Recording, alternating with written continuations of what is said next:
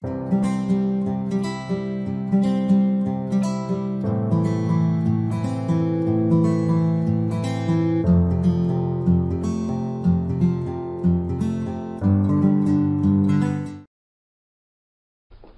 l'ambassadeur, bonsoir. Bonsoir.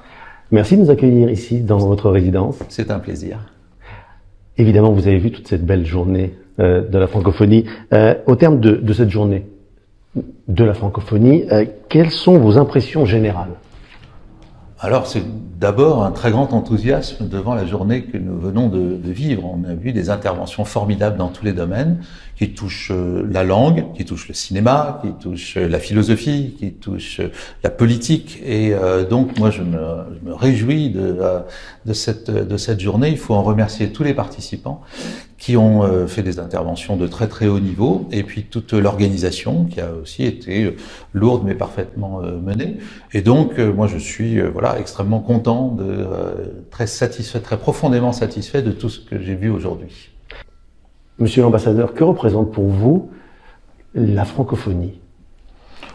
Du point de vue institutionnel, c'est une très grosse organisation centrée autour de l'OIF, l'Organisation internationale de la francophonie, avec beaucoup d'agences qui concernent l'université, le sport, le cinéma, enfin beaucoup d'éléments qui sont indispensables parce que dans certains pays, c'est difficile d'organiser les événements ou même tout ce qui tourne autour de la culture francophone. Cela demande des moyens et c'est une plateforme d'échange sur les meilleures pratiques aussi de ce qui se passe dans la francophonie, dans le monde. C'est donc une organisation qui est très efficace et qui regroupe aujourd'hui 88 pays avec tous ses locuteurs, parce qu'il y a quand même à peu près 300 millions de personnes qui parlent le français dans le monde, et c'est quand même considérable. Et ça s'organise aussi face, on pourrait pas dire de la concurrence, mais enfin d'autres langues qui aujourd'hui, bien évidemment, montent en puissance, pourrait-on dire. Alors de manière plus personnelle, que représente pour vous le français? Écoutez, le français, c'est d'abord ma langue maternelle. C'est la langue dans laquelle je pense mon quotidien, ma relation au monde, l'infinie richesse des relations humaines. Et c'est donc, pour moi, bon, Camus disait c'est ma patrie. Oui, il y a quelque chose de ça. L'ensemble de mes références culturelles sont d'abord là. C'est la langue de la lecture, c'est la langue de la philosophie pour moi. Et donc, voilà, je m'y sens depuis toujours parfaitement à l'aise. J'ajoute que c'est dans ma famille quelque chose qui a une signification particulière. Mes parents sont nés en Égypte, à Alexandrie, tous les deux, et sont allés l'un au lycée de l'Union juive et l'autre au lycée français. Les deux, c'était l'Alliance israélite universelle. Et ils ont appris le français, ils auraient pu apprendre d'autres langues, mais ils ont eux-mêmes appris le monde, pourrait-on dire, autour de la langue française. Et donc, il y a dans ma famille un attachement assez viscéral à cette langue. On rappelle que l'Égypte a 3 millions de francophones. 3 millions de francophones. Et mon père, comme beaucoup d'autres, en arrivant en France, la première chose qu'il a faite, mais il n'était pas le seul, en arrivant du bateau puis du train, c'était d'aller embrasser le sol de la Sorbonne. Votre livre de mémoire, votre livre d'enfance, en français? En français, non, ça, il y en a eu tellement. Mais bizarrement, je dois dire que c'est pour ça que Camus a beaucoup résonné en moi. L'étranger a eu chez moi, évidemment, un poids particulier, sans doute à cause aussi de la dimension d'immigré d'Albert Camus et de son attachement viscéral à cette langue. Alors on va changer de sujet si vous voulez bien, et on va parler de l'anglais. C'est bizarre, mais on va parler de l'anglais, et parce que c'est aussi, et on appelle également le globish, comme on dit aujourd'hui. La francophonie linguistique peut relever les défis de la modernité pour traduire la complexité et les grands enjeux du monde actuel. Alors, question. Ah oui, c'est d'ailleurs deux choses différentes. Les grands enjeux du monde actuel, incontestablement, la langue française a une aptitude particulière à les décrire et à les travailler. C'est pas pour rien que c'est la langue des Lumières, c'est pas pour rien que c'est la langue des grandes mutations, finalement, presque civilisationnelles. C'est une langue très analytique et qui arrive à décrire toutes les finesses et encore une fois la complexité d'abord des comportements humains. Cela étant, elle est évidemment concurrencée, entre guillemets, par non pas l'anglais, effectivement, pas l'anglais littéraire, mais ce que vous avez appelé le globish, c'est-à-dire les 5000 mots qui servent dans la langue scientifique aujourd'hui et qui servent de plus en plus dans les organisations internationales. Donc, oui, il y a cette dimension du global English dans la mondialisation actuelle, parce que deux personnes qui viennent de deux pays très éloignés, qui ne se connaissent pas, ont d'abord tendance à essayer de se parler en anglais. Mais c'est sans lien, pourrait-on dire, avec la capacité de la langue à décrire la complexité du monde. J'ajouterais que, en fait, pour décrire la complexité, il faut beaucoup de points de vue différents. Et que, de ce point de vue-là, les langues ne sont pas en concurrence, mais en complémentarité. Et qu'il faut plusieurs points de vue, donc plusieurs langues, pour arriver à saisir les incroyables mouvements et changements, mutations que le monde connaît aujourd'hui. On rappelle que la langue française, c'est la 5e. C'est la 5e langue parlée dans le monde, mais là aussi, les chiffres sont parfois trompeurs. C'est une langue qui est présente sur les 5 continents. Bon, l'anglais de même, qui est la première langue parlée dans le monde. Mais le mandarin n'est pas parlé partout dans le monde. Pour des raisons démographiques, l'hindou n'est pas parlé dans le monde non plus. Ils viennent devant le français. Non, vous avez l'anglais, l'espagnol et le français, qui sont des langues, je dirais, à vocation mondiale. C'est ça qui fait la différence. Et sur tous les continents, d'ailleurs, le français. Et sur tous les continents, on est sur la langue française.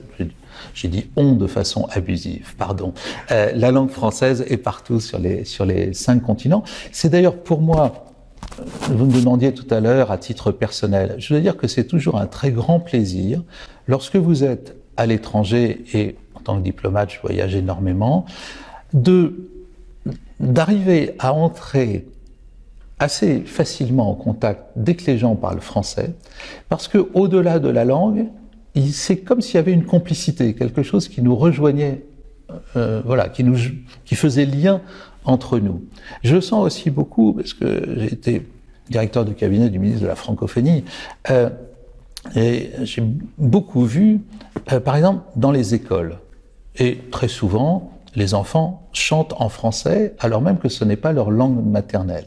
Eh bien, ça provoque une émotion tout à fait particulière. Et autour du chant, de la chanson, des enfants qui chantent, ou des adultes, il se joue quelque chose qui montre que cette langue est au fond bien plus qu'une langue, mais bien quelque chose qui nous relie ensemble. La culture française, évidemment. La culture française est francophone, parce que aujourd'hui la francophonie, elle appartient à tous ceux qui l'ont effectivement en partage. Et la culture française est francophone, elle est indispensable dans le monde d'aujourd'hui, parce que c'est justement un monde de perte de repères. C'est justement un monde qui est devenu incroyablement individualiste, et où, notamment les jeunes, aujourd'hui, ont un problème à se positionner. La crise du Covid a d'ailleurs augmenté cette impression, avec la naissance à tout moment de nouvelles tribus sur Internet, mais dans un langage qui est singulièrement appauvri. J'ai un ami qui me disait il faudrait inventer la même chose que Twitter, mais pas avec 120 caractères maximum, mais avec 120 caractères minimum, pour obliger les gens à développer leur pensée. Oui, il y a des systèmes qui aujourd'hui dans le monde tendent à un appauvrissement de la langue. Il faut au contraire montrer que grâce au français, on est dans un approfondissement de la pensée et des sentiments et des émotions qui sont tout à fait indispensables, d'autant plus indispensables dans la crise que nous traversons aujourd'hui qui isole les personnes entre elles. On parle de culture, ça nous amène au soft power, la manière douce. Justement, en quoi le soft power francophone pourrait jouer un facteur d'harmonie entre les peuples, entre les pays?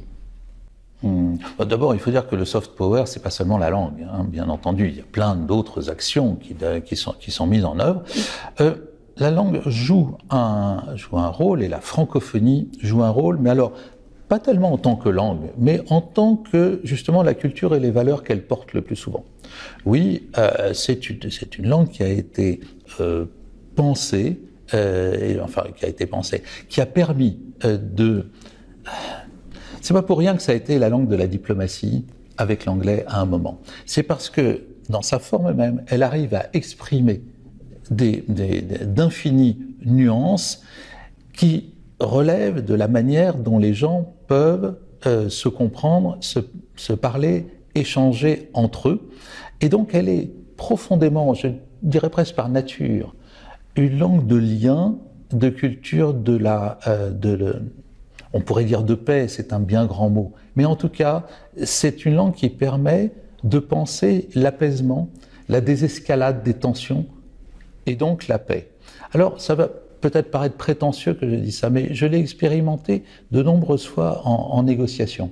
C'est que vous ne pouvez pas imaginer, par exemple aux Nations Unies, comment la langue porte en elle-même un certain nombre de valeurs et d'approches, et combien à ce moment-là, les partenaires qui s'expriment dans des langues différentes nous écoutent.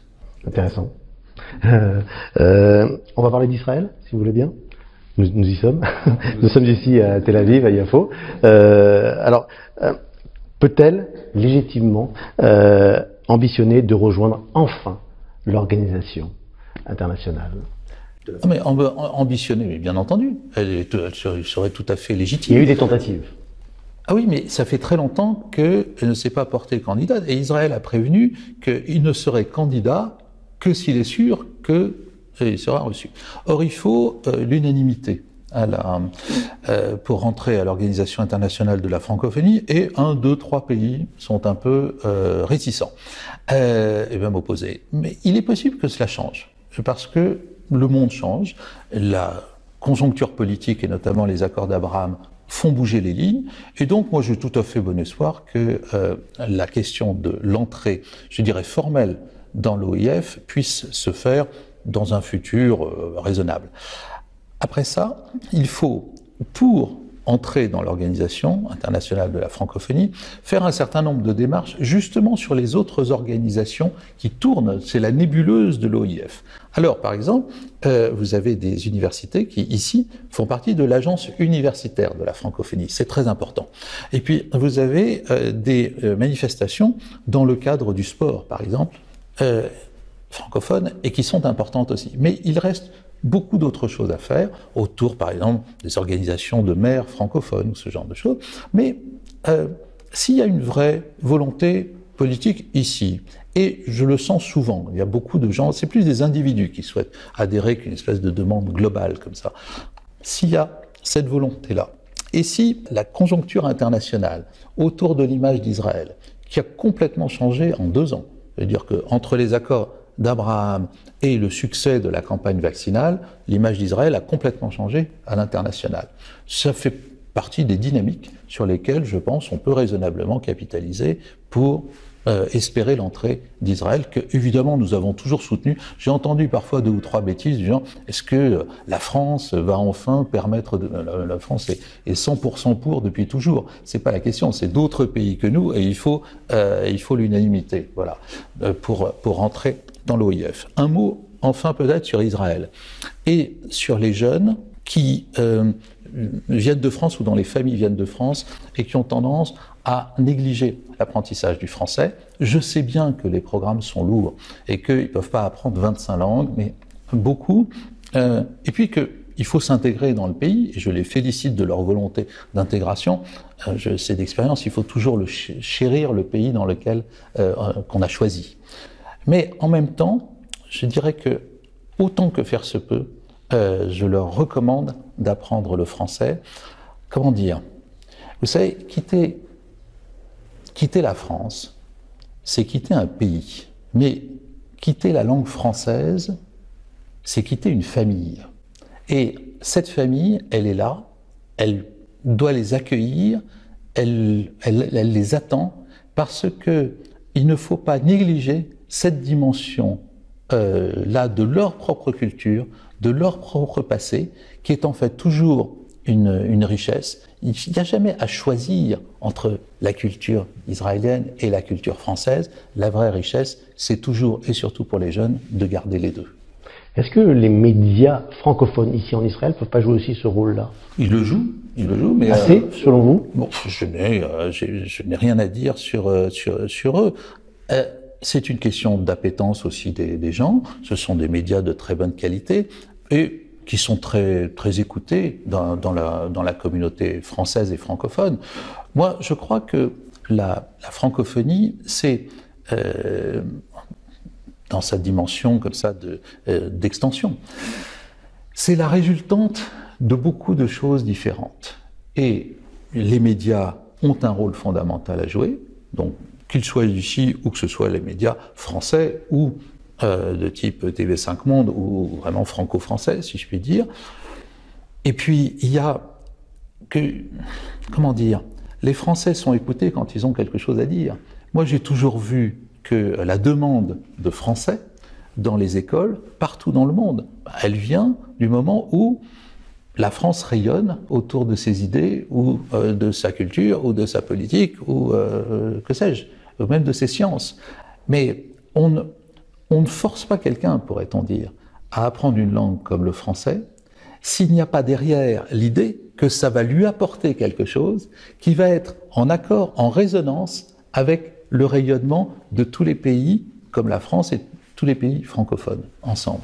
On a la chance d'être ici en Israël, dans un pays qui compte entre 500 000 et 1 million de francophones, plutôt proche d'1 million de francophones. Oui, disons, au milieu de votre fourchette, peut-être autour de 800 000. Oui. Qui est un pays finalement très francophile. Oui. Alors, qui est un pays francophile depuis sa création,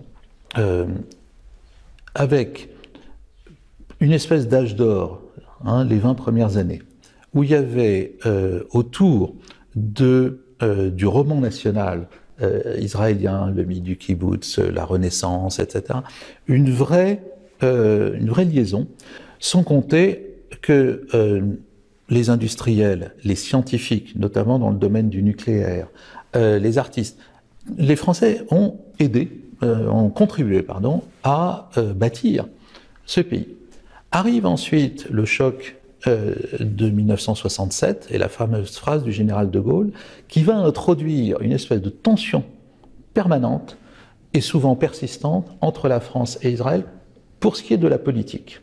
Pour tout le reste, la relation est excellente. Je veux dire, quand vous regardez tout ce qui se passe ici, dans le domaine de l'éducation, dans le domaine du cinéma, dans le domaine du théâtre, dans le domaine de la musique, mais c'est formidable. Le point dur a toujours été la question politique. Bien, personnellement, mais là, peut-être que... Enfin, non, j'en suis sûr. La relation de ce point de vue-là s'améliore en ce moment considérablement. Alors, je pourrais décrire, mais ce serait un autre sujet, mais je pense que il y a toujours eu, entre la France et Israël, une espèce de relation passionnelle avec des hauts et des bas. Je pense que nous sommes, en ce moment, dans une phase tout à fait positive, de par la volonté commune des deux parties, comme on dit en diplomatie, de travailler toujours plus ensemble dans tous les domaines, y compris les plus compliqués. Et j'ajouterais quelque chose d'extraordinaire pour tous les amateurs de football. Oui, enfin voilà. C'est quand même incroyable. Nous allons avoir ici quand même, voilà. Alors annoncez-le nous officiellement puisque c'est officiel. Ah non. Enfin, je veux bien l'annoncer moi. Israël va avoir le plaisir, oui, d'accueillir ici la prochaine coupe, la prochaine compétition de football avec. Alors, le problème, c'est que j'aimerais bien dire quel club français j'aimerais voir ici, mais je ne peux pas. Alors, je vais le garder. Moi, je peux le dire. Moi, j'espère que le PSG sera là pour qu'on puisse rencontrer Mbappé ici. Voilà. Maintenant, après, je sais qu'il y a beaucoup de Marseillais qui nous regardent. Exactement. Je n'entre pas dans cette. Donc, vous ne donnerez pas votre équipe. Je ne donnerai pas mon équipe, voilà, mais je me réjouis qu'une équipe française, évidemment, vienne ici pour cette coupe. Je dois dire que les compétitions sportives sont un élément très très important du soft power dont vous parliez. Il y a une véritable diplomatie du sport en réalité. Et alors, encore une fois, lorsque vous êtes à l'autre bout du monde et que vous demandez aux gens qu'est-ce qu'ils connaissent de la France, ils ont plutôt tendance à vous citer les grands footballeurs que les politiques et les grands artistes plutôt que les personnalités que nous connaissons en France et qui occupent le devant de la scène médiatique. Vu de loin, les grands sportifs et les grands artistes sont incontestablement les vrais ambassadeurs de la France. On rappelle que la France est encore championne du monde de football. Oui, bien sûr, mais elle compte bien le rester. Mais là, on n'est plus dans la francophonie, on est dans le coq gaulois. Voilà. Merci beaucoup, monsieur l'ambassadeur. Je vous en prie. Merci à vous, merci à tous. Et encore une fois, merci à tous ceux qui ont participé à cette journée, aussi bien ceux qui y ont été actifs que tous les spectateurs qui l'ont suivi. Ça a été un moment formidable. Et j'espère qu'il y en aura d'autres très prochainement, y compris en présentiel. La francophonie, c'est d'abord une fête, et à cette fête, vous êtes tous conviés en permanence. Merci. Merci à vous.